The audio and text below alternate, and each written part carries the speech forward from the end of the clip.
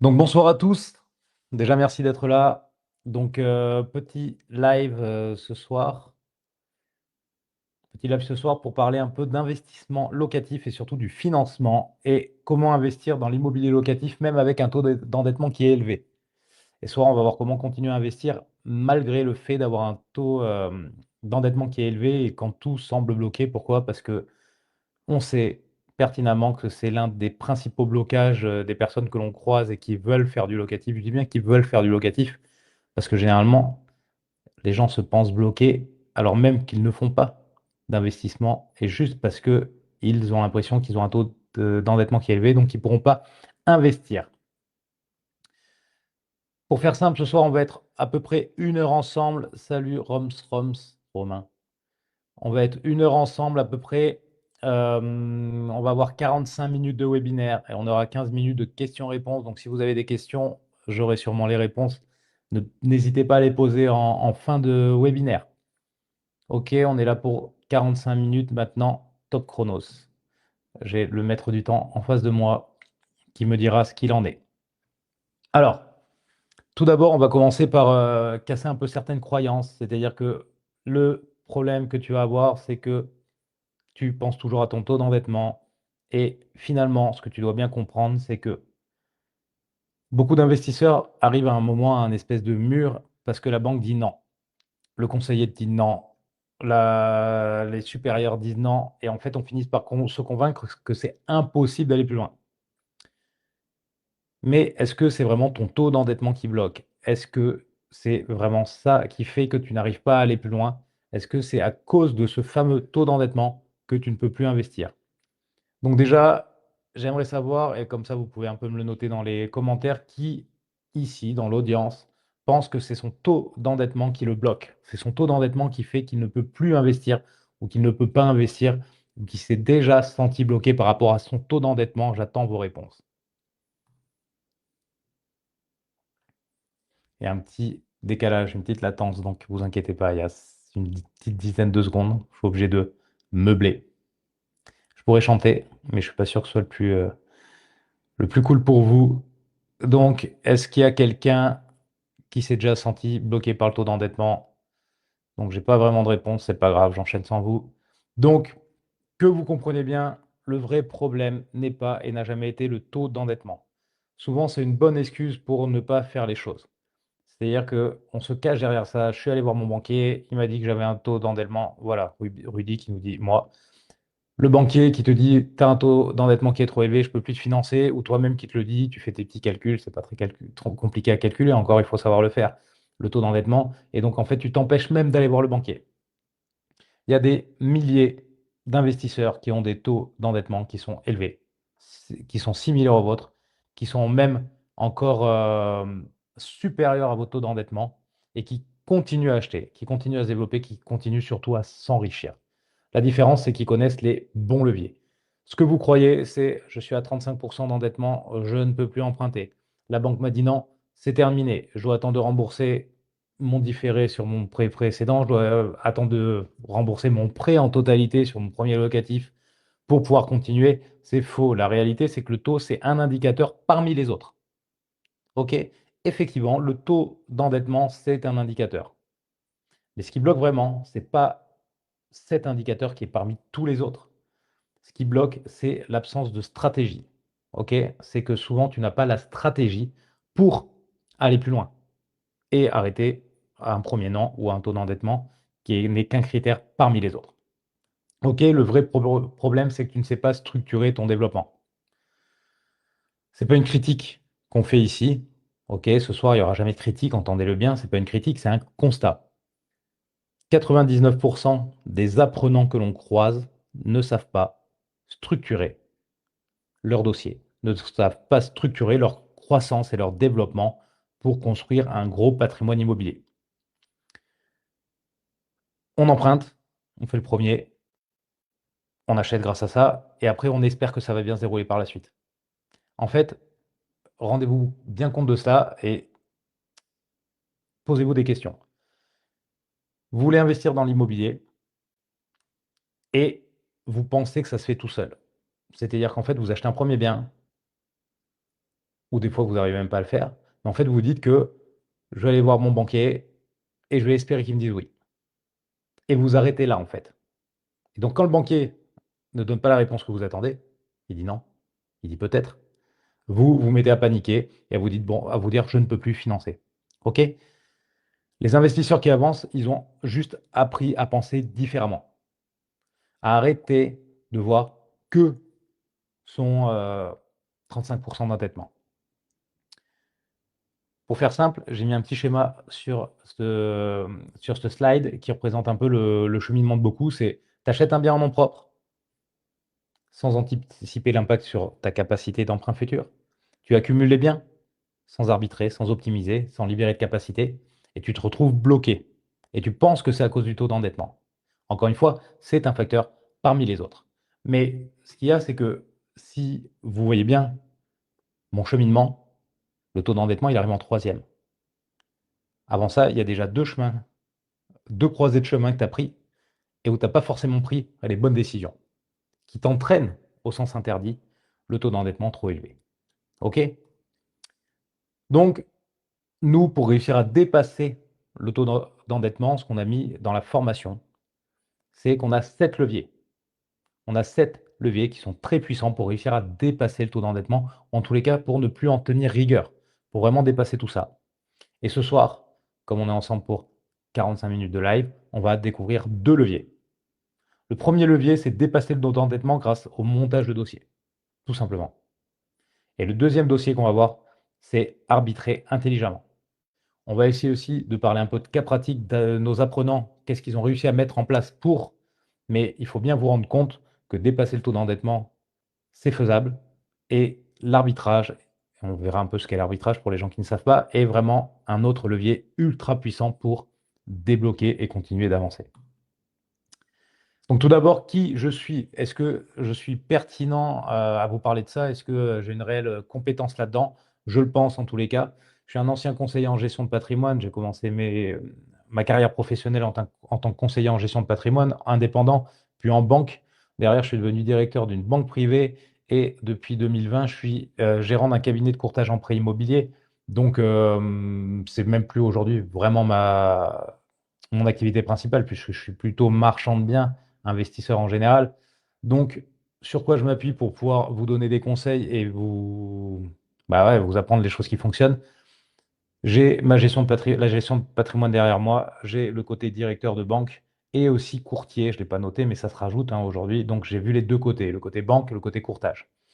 J'ai réussi à acquérir 116 lots exactement. J'ai marqué 120 pour arrondir parce qu'entre-temps, il y en a eu plus. Mais 116 lots en locatif et ça en 5 ans. OK?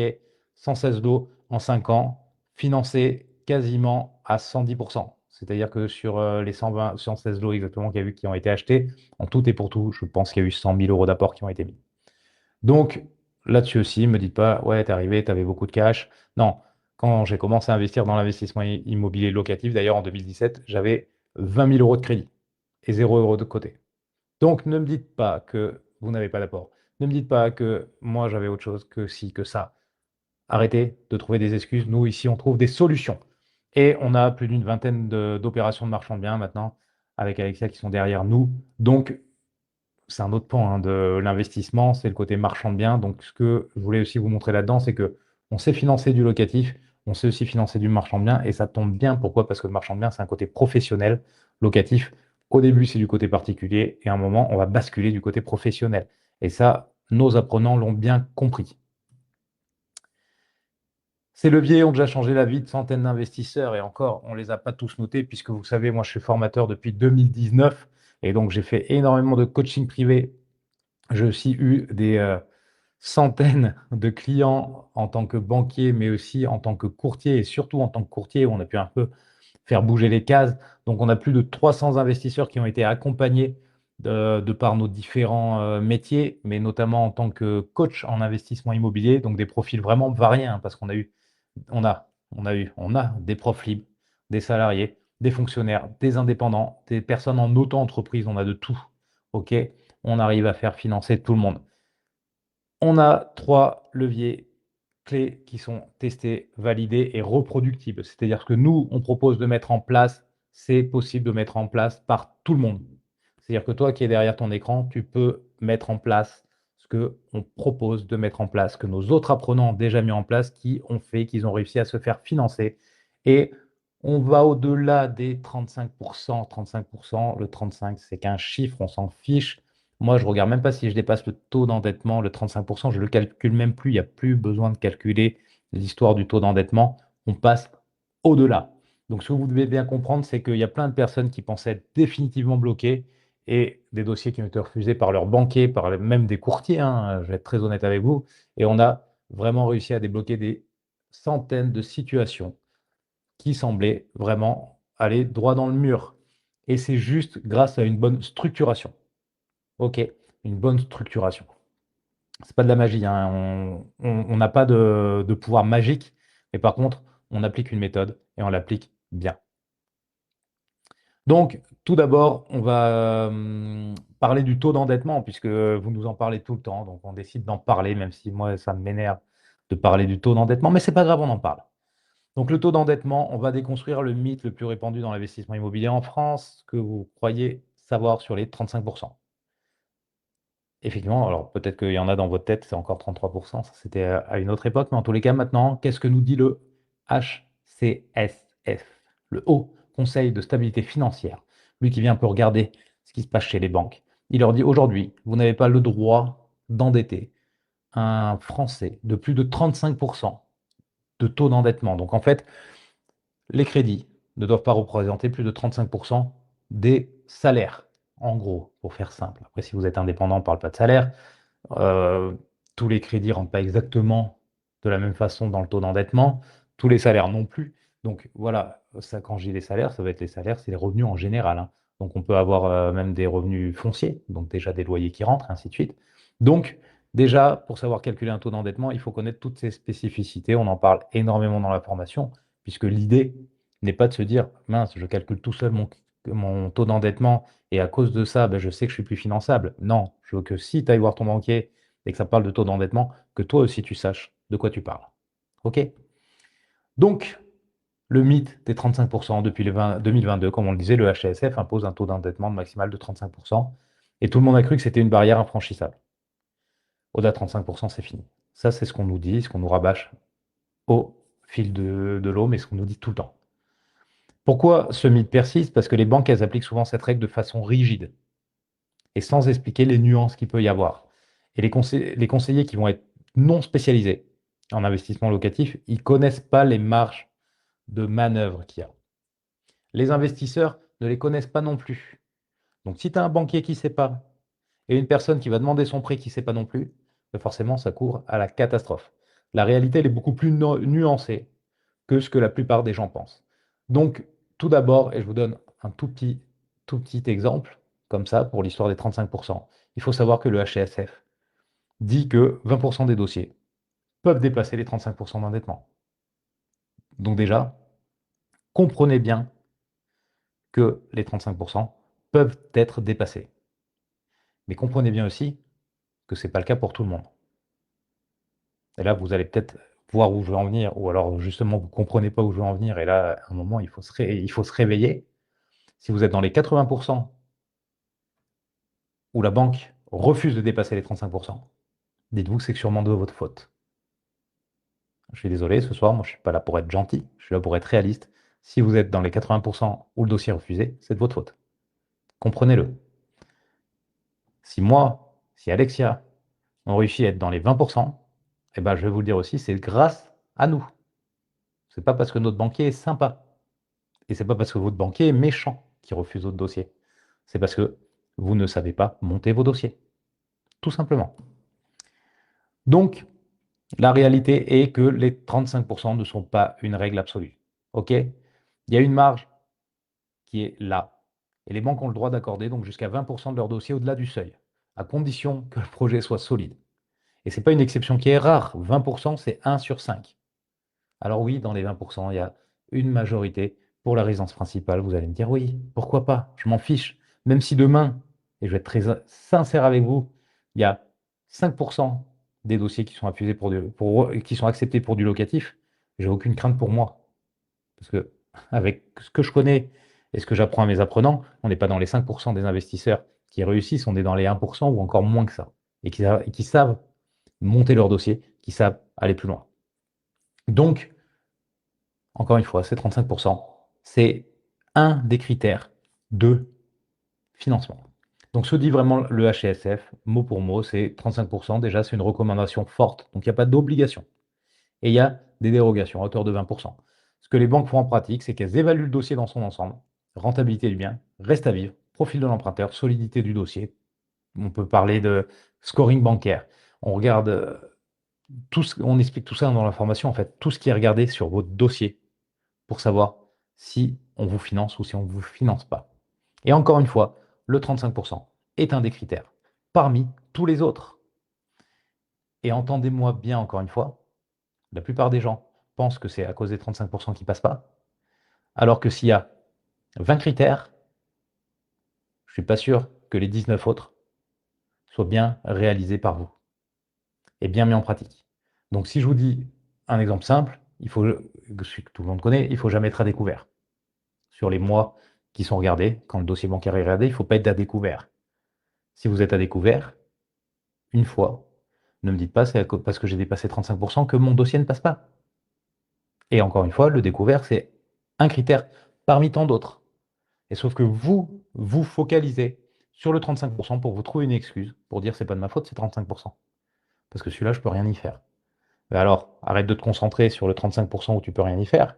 Concentre-toi sur les 19 autres critères où tu as une action dessus. Et une fois que les 19 critères seront là, on verra qu'on peut exploser le 35%. Donc, trois critères qui comptent plus que le taux. Aujourd'hui, et c'est toujours le cas, le reste à vivre sera regardé. OK?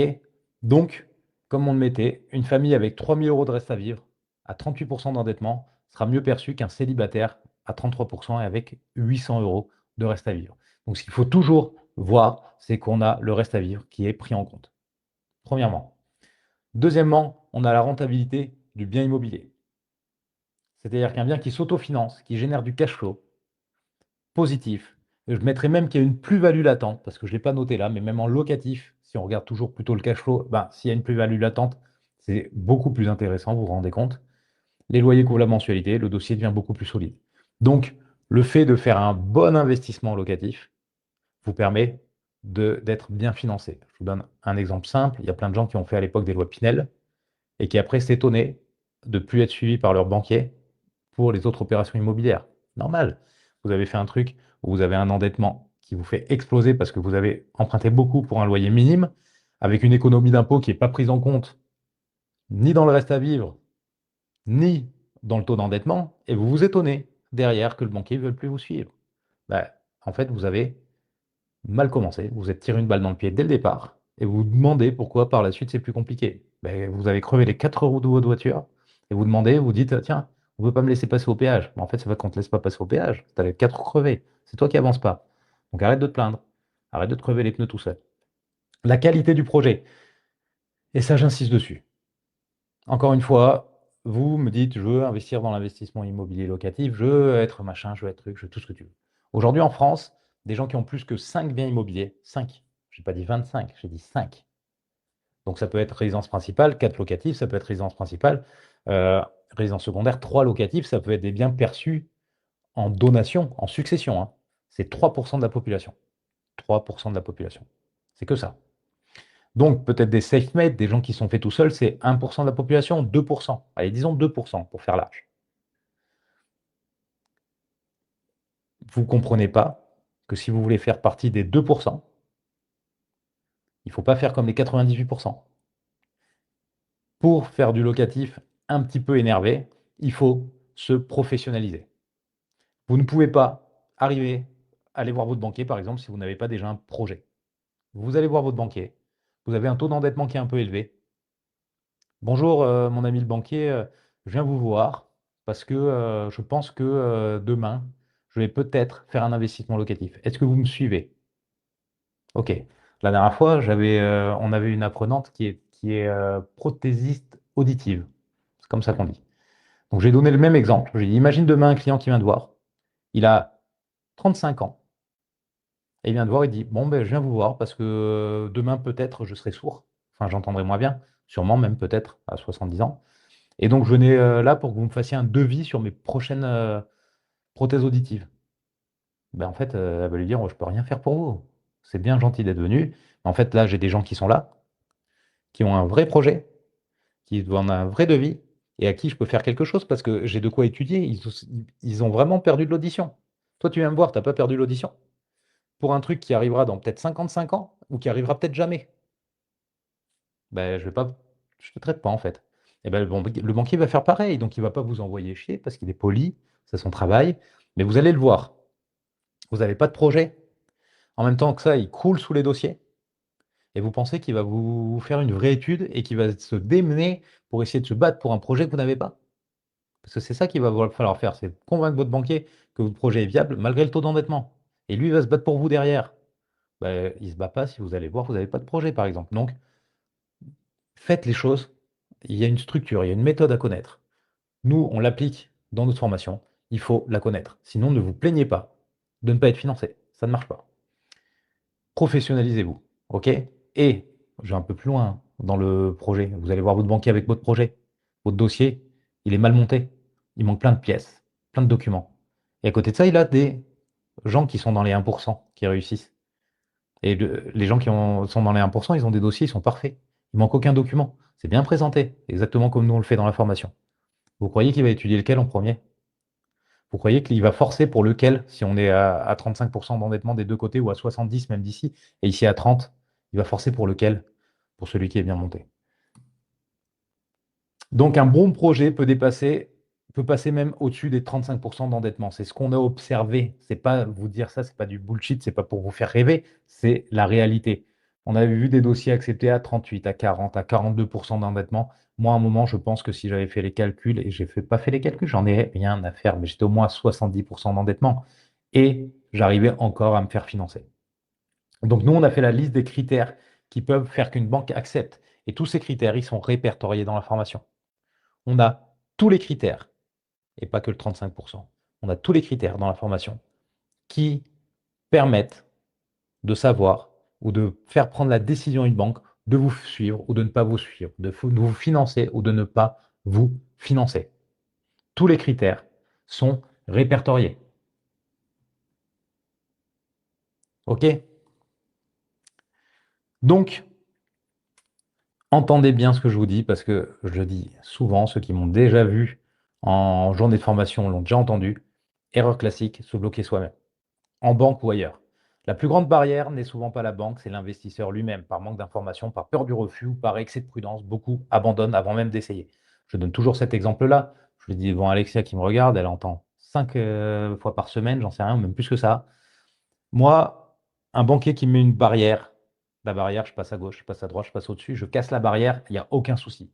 Si moi je me mets une barrière à me dire je ne peux pas aller voir le banquier parce que je suis à 35 d'endettement, je ne passerai jamais la barrière. Et là, c'est ce que vous faites quand vous me dites: «Ouais, je suis à 35 d'endettement, ça ne sert à rien, j'aille voir le banquier». C'est toi qui te mets une barrière, cette barrière, elle est infranchissable. Donc déjà, arrêtez de vous mettre ces barrières. J'ai marqué, tu t'auto-censures, tu acceptes le premier refus, tu attends indéfiniment en espérant que ça s'améliore. Mais tu attends quoi en fait? Tu crois qu'en ayant le même travail, les mêmes, crédits, tout seul, demain, on va dire le HSF, il va dire le taux d'endettement, c'est 70 maintenant? Donc en fait, ce que vous faites, c'est que vous mettez votre barrière et ça vous donne une bonne excuse pour ne pas faire. Et on n'est pas là pour trouver des excuses. Nous, on trouve des solutions. Je ne sais pas comment vous faites dans votre vie de tous les jours. Nous, on est là pour trouver des solutions. On les a trouvées les solutions, on les a compactées dans une formation, c'est à disposition pour vous. Deuxième levier, l'arbitrage. Donc là, on ne parle plus forcément de la personne qui a juste sa résidence principale et encore, on peut arbitrer sa résidence principale et c'est souvent une bonne idée parce que je le dis, même si quasiment tout le monde le sait maintenant, je pense, quand on revend sa résidence principale, on n'a pas d'impôt sur la plus-value immobilière. C'est quand même un sacré avantage. Donc, on va plutôt parler de l'arbitrage en général, mais pensez aussi à l'arbitrage de la résidence principale. Donc la plupart des investisseurs pensent que la seule façon de progresser, et c'est pas que pour l'investissement, mais c'est d'acheter encore et de, compiler, de venir grossir sa boule de neige. OK, c'est logique, ou ça le paraît. OK, c'est humain. On a tous un peu une âme de collectionneur et de se dire quand j'en ai 5, j'en veux 10, quand j'en ai 10, j'en veux 15. Mais paradoxalement, il y a une stratégie qui est bien plus puissante que de juste vouloir compacter, empiler les biens immobiliers. C'est de revendre pour racheter plus. Et ça, déjà, qu'est-ce que c'est l'arbitrage? Donc en fait, mais vraiment entendez-le, parce que je sais que quand je fais des webinaires ou quand on fait des masterclass, les gens, je leur parle comme ça en direct, ils entendent ce que je dis, tout de suite, ils disent oh, je le savais déjà, d'ailleurs, je le fais. Puis en fait, quand tu parles avec eux, ils ne le savent pas, ils ne le font pas.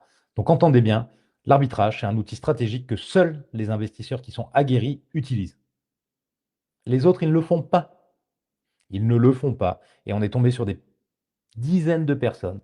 Quand je dis des dizaines, c'est vraiment il y a des dizaines de personnes qui ont 3, 4, 5, 6, 7, 8 biens, 10 biens, 12 biens, et qui sont bloqués. Et pas une seule seconde, ils ont pensé qu'ils pouvaient vendre pour aller plus vite. Donc déjà, qu'est-ce que l'arbitrage? L'arbitrage immobilier, ça consiste à analyser les biens de son portefeuille, les biens immobiliers que vous avez, et à décider de manière rationnelle et non émotionnelle. Rationnelle, pas émotionnelle. On fait de l'immobilier locatif, on n'achète pas sa résidence principale, donc il faut que vous soyez rationnel. On arrête de vivre à l'émotionnel. On a encore des gens, nous, quand on fait nos journées de formation, qui nous disent ah non, mais celui-là, j'ai envie de le garder parce que c'était le bien de la cousine de l'arrière-grand-oncle de ma tante. Et une fois, j'étais allé manger à 4 heures là-bas et puis c'était bien, hein, ça me rappelle des bons souvenirs. Oh, tu fais quoi? Tu fais du locatif ou tu as envie de. Ça va. Donc, on arrête avec l'émotionnel. On est rationnel. Et donc, avec ça, on décide lesquels on conserve et lesquels on revend. C'est une vision de chef d'entreprise, c'est ce que j'ai noté parce que je veux toujours ramener ça un peu à l'entrepreneuriat quand on veut faire du locatif à haut niveau, quand on veut vraiment aller plus vite. Il faut se voir comme un chef d'entreprise qui gère son patrimoine. OK? Chaque bien est un actif. Chaque actif doit travailler. S'il ne travaille pas bien, on le dégage et on en reprend un qui travaille mieux. C'est tout. Alors, je ne suis pas en train de faire le parallèle avec un salarié, je suis en train de parler d'actifs. OK, je vous vois déjà arriver. Donc l'arbitrage, c'est quoi? C'est revendre pour mieux repartir. L'idée, c'est encore une fois contre-intuitif. Mais il y a un dicton qui l'exprime très bien, qui s'appelle reculer pour mieux sauter. Et vraiment, et des fois, essayez d'analyser un peu les dictons, parce qu'il y a plein de dictons qui ont été qu'on utilise, mais qu'on ne voit pas trop. Tu veux avancer de 3 mètres. OK, tu avances, tu fais 3 pas, tu as fait tes 3 mètres, c'est très bien. Tu arrives au-dessus d'un ravin. OK? Il est au bord là, tu es au bord. Et le ravin, il fait 2 mètres. Sans élan, si tu sautes, tu tombes dans le ravin. Tu tombes. Ce qu'on est en train de te dire, c'est quoi? C'est tu recules. Tu recules de 2 mètres. Tu avais avancé de 3 mètres, c'est bien. Tu recules de 2 mètres. C'est contre-intuitif. Mais grâce à ces 2 mètres de recul, tu vas pouvoir recourir les 2 mètres et sauter au-dessus des ravins. Et finalement, tu seras 5 mètres plus loin que le départ. Et c'est vraiment cette vision qu'il faut avoir quand tu fais du locatif, c'est de te dire que même si c'est contre-intuitif, j'ai acheté 5 biens, maintenant j'en veux 10. Et peut-être que de tes 5 biens, tu devras en revendre 3 et tu n'arriveras pas à 10, mais tu arriveras à 15. OK? L'idée est toujours là.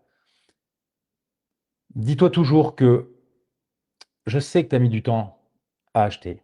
Je sais que tu as eu du mal à financer. Je sais que tu y as mis du cœur parce que souvent, c'est un peu les premiers, donc tu as fait des travaux et ainsi de suite.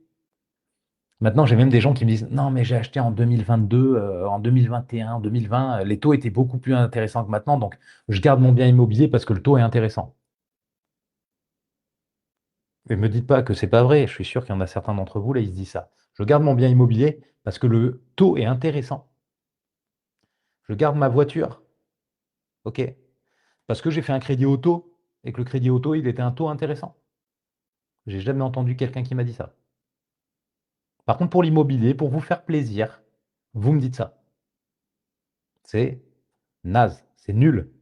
Et c'est, je ne vais pas dire que c'est idiot, parce que s'il y a des gens qui le font dans l'assistance, ils vont me. Voilà. Mais c'est idiot, quand même, je le dis. Je garde mon livret A, parce que le taux, il est à 1,75. Ah, c'est trop bien. C'est trop bien. Je garde parce que j'ai un taux. On s'en fiche du taux. Il n'y a pas du tout de notion de taux. Donc il faut arrêter, en fait, de trouver des excuses pour ne pas faire. Donc l'idée, c'est quoi? C'est d'analyser vraiment en ayant la tête la plus vide possible, la plus oxygénée possible, et se dire j'arrête l'émotionnel. Je regarde si je revends, combien je prends de cash. Je regarde déjà combien mon bien immobilier aujourd'hui me rapporte par rapport à la valeur d'aujourd'hui. Quelle est la rentabilité locative? Et oui, si vous avez bien acheté, vous pouvez revendre avec une belle plus-value et souvent les gens font des mauvais calculs. Donc, l'idée, c'est de se dire que on peut revendre pour accélérer. Je vois Alex qui met un petit message qui met: «Il y a des astuces aussi pour garder le cash de la vente de ses biens». Effectivement, on est en train de parler de plus-value. Alex, elle est en train de vous dire, c'est que même si votre taux est intéressant, et ça, on l'explique dans le côté dark side de la formation, parce qu'il y a un petit côté dark side, hein, quand même, pour le côté financement.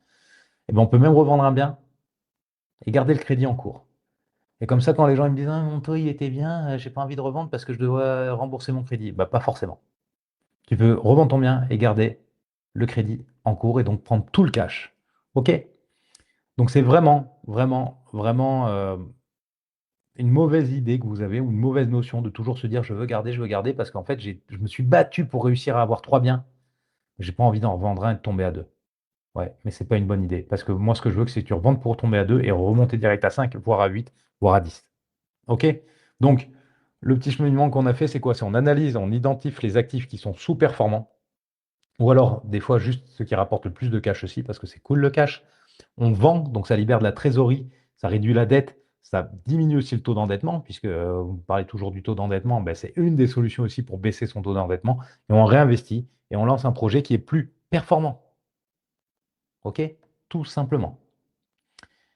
Chaque étape, c'est aussi une opportunité pour réoptimiser le portefeuille, améliorer le ratio endettement-patrimoine aux yeux des banques. Les banques sont contentes aussi que vous sachiez revendre et quand vous gagnez de l'argent en revendant.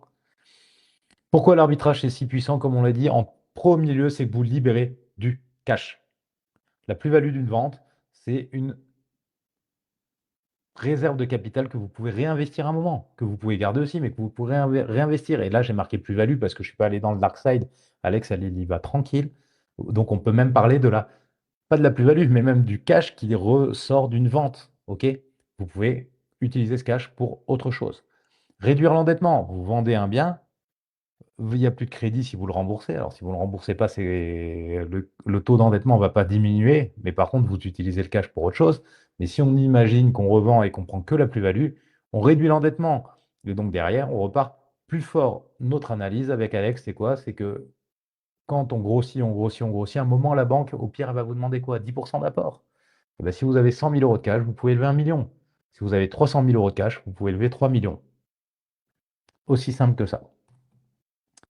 Erreur classique, garder tous ses biens par peur de vendre. Toujours, l'attachement émotionnel, c'est l'ennemi de la performance. C'est ça dans le sport, c'est ça dans le boulot, c'est ça dans l'investissement.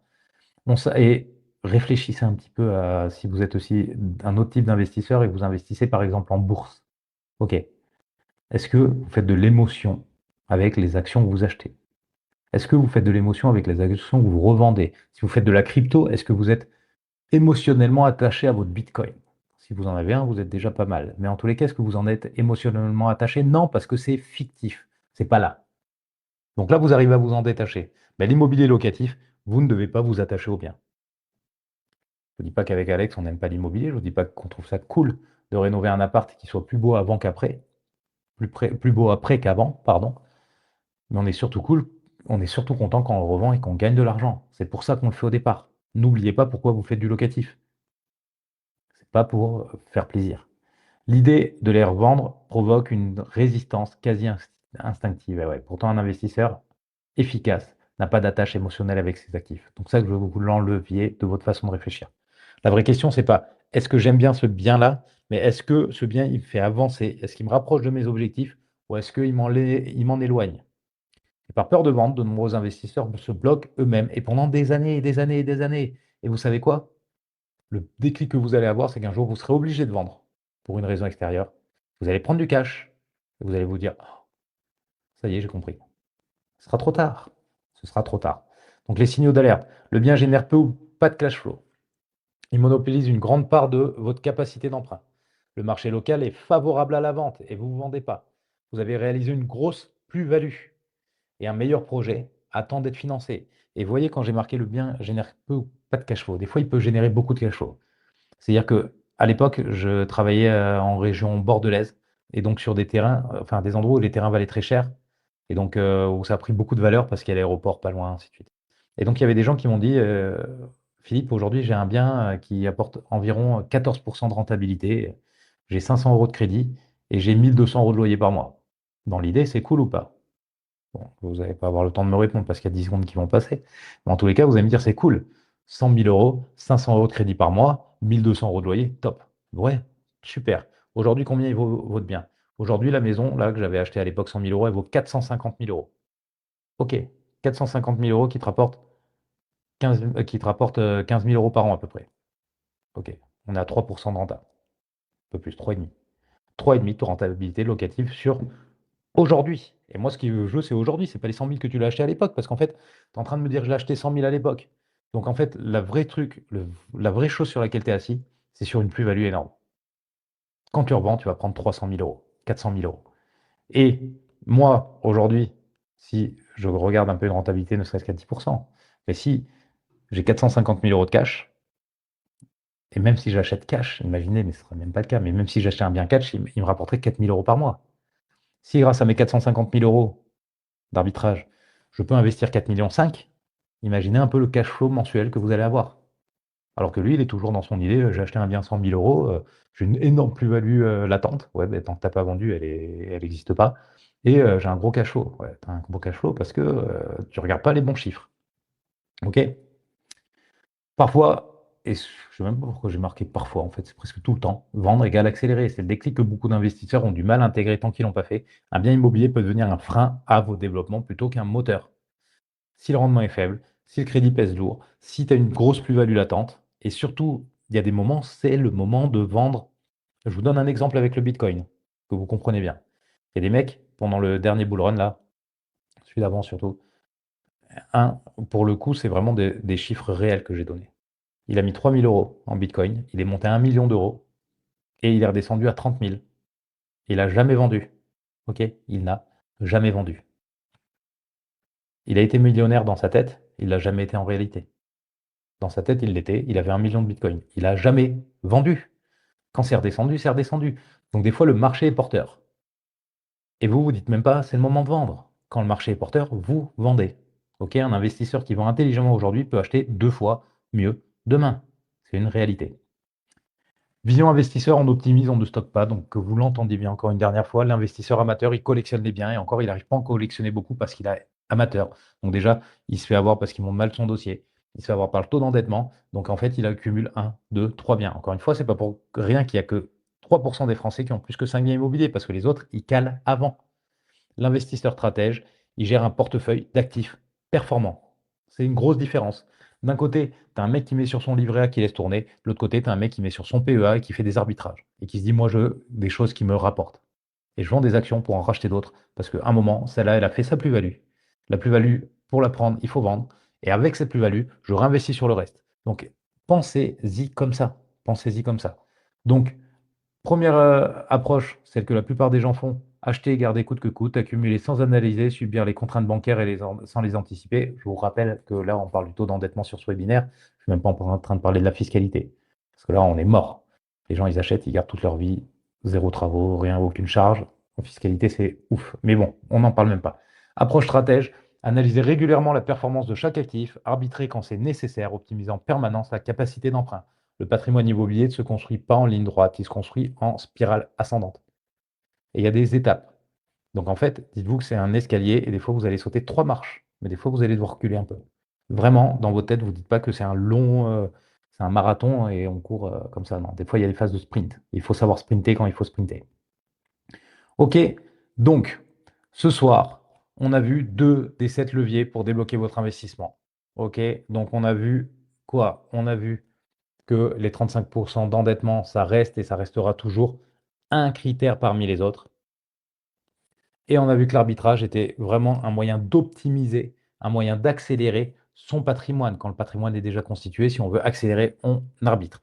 Donc deux de ces 7 leviers qui utilisés ensemble transforment déjà une situation qui peut être bloquée en une stratégie de développement patrimonial ambitieuse.